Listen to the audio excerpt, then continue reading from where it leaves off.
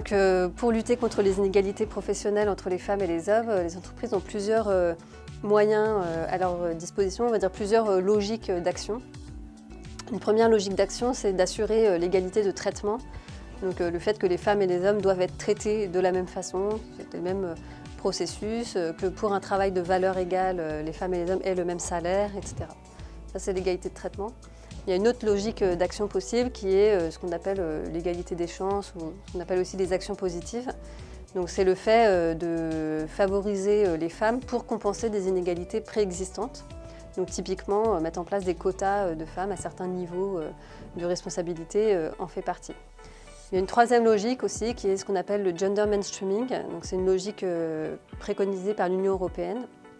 Et donc cette logique, c'est le fait de prendre en compte le sujet de l'égalité femmes-hommes dans tous les processus, dans tous les projets de l'entreprise. À chaque fois qu'on a un projet d'entreprise, se poser la question de l'impact que ça pourra avoir en matière d'égalité ou d'inégalité entre les femmes et les hommes.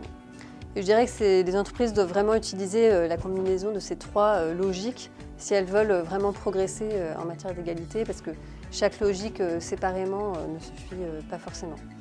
Au-delà de ces logiques, évidemment, les entreprises ont aussi un gros travail de sensibilisation, de communication à faire pour éviter des manifestations, par exemple, sexistes, ou